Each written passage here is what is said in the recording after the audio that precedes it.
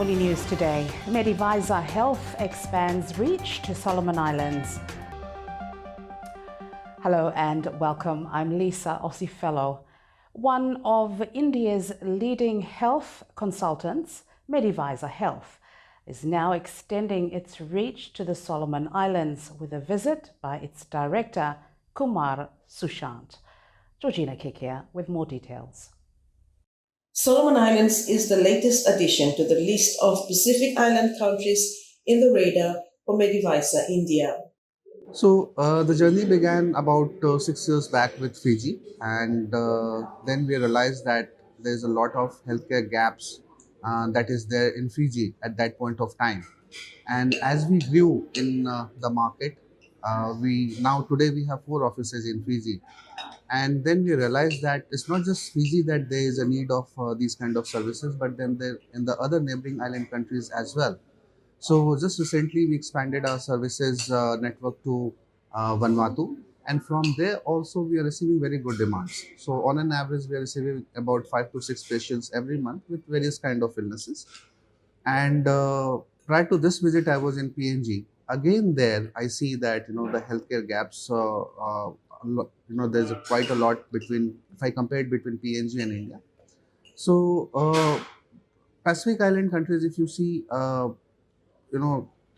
in terms of treatment, there are a lot of treatment options that are not available, and therefore people are probably going to Australia, New Zealand, or to other neighboring countries, which works to be very, very expensive. More than 1,200 Pacific Islanders have since sought healthcare services from India through Medivisor since its establishment 6 years ago. Despite being more than 9,000 kilometers away from Solomon Islands, Medivisor Director Kumar Sushant says the reason why healthcare services in India is cheap is because of these very reasons. The population of the country is 1.4 billion population. So India has a volume. That's number one. Number two is India, if since it has got a volume, the purchase cost becomes very less. So any manufacturing company who will be selling medicines or equipments to India, that will be at a very lower cost because of the high demand from the market. Right. Two, we have a lot of manufacturing facilities in the country. So we produce things on our own. So that's the second thing. Plus, if you see, the living cost in India is not that high. Access to healthcare services in the country varies.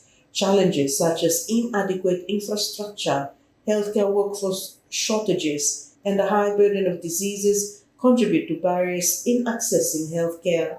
For accessing healthcare, especially quality healthcare, like Australia or New Zealand or even Philippines, are expensive beyond what we can afford him. So we should help him to find him some alternative means.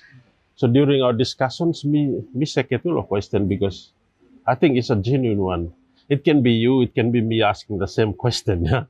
So really feel personal about question. Yeah, too. So we say, yeah, man, him through something. So we will discuss, go ahead and mention him now that, why not having a look at this company, Medivisor. So I went on the internet and then from there, me contact him, then that's how eventually they decided to sort of appoint me as their contact point. I think for me, healthcare is too important to ignore. I mean, simple as that. I mean, I'm not sure how much more we can stress how important healthcare is. And sadly, for me, is healthcare sometimes abused and politicized. But really, it should be the core aim or core objective of any government of the day, or for any person for that matter. Very important. Healthcare is very important. India's thriving medical industry may offer hope for many Solomon Islanders who could benefit from traveling to India for advanced treatments not available locally. So common illnesses that we are seeing are the heart cases. Majority, I'll say 50% of the cases that we receive cardiac related. So in that the people are coming for heart bypasses, then valve replacement and other stuff. Then we are receiving a lot of cancer cases, various types of cancer, breast cancer, cervical cancer. So those are reported.